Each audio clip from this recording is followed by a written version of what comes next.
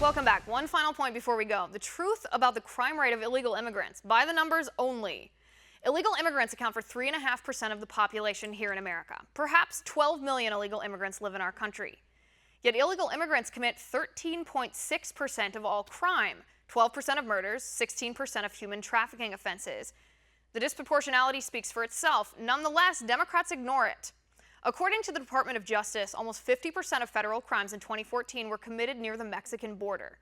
Of the 61,529 federal prosecutions in 2014, 24,746 occurred in court districts near the border. Liberals claim that it's because population is denser in southern states near the border, but I don't think so. The numbers say otherwise. According to the United States Sentencing Commission, illegal immigrants accounted for 75% of federal drug sentences in 2014. The proximity to the border is no coincidence here. As President Trump cracks down on illegal immigration and violent crime, liberals have begun to cry foul. The president's deportation rate, they claim, is 33% higher than President Obama's deportation rate during the same time period last year. That's actually true, but it's misleading. It doesn't paint the whole picture. Again, let's look at the numbers. Between January 20th and March 13th of this year, 21,362 illegal immigrants were arrested for deportation. That includes 5,441 non-criminals. But to get an accurate comparison, let's travel back to 2014 under President Obama. During the same time period, January through March of 2014, President Obama arrested 29,238 illegal immigrants for deportation, including 7,483 non-criminals. Do the math. It's the same rate as President Trump. The same proportion of criminal aliens to otherwise law-abiding illegal immigrants. Nonetheless, Democrats ignore these numbers.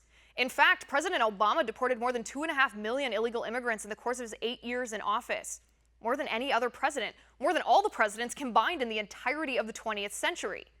Compare that to if President Trump continues at the rate he's been going, his administration would deport roughly 500,000 illegals over his 4-year term. Not 11 million, 500,000. Liberals exaggerate Trump's policy. His first priority, dangerous criminals. Then people who broke the law by fraud. His deportation rate is less than President Obama. The rate of non-criminal deportations is equal. Why do Democrats ignore these numbers? Who doesn't agree that criminals who aren't citizens need to be deported as soon as possible? And why do Democrats ignore the truth that illegal immigrants commit crimes at a hugely disproportionate rate? 3.5% of the population, 13.6% of the crimes. And why won't liberal politicians admit or even discuss the impact this has on the safety and security of our society? That's my final point tonight. You can reach me on Twitter at Liz_Wheeler.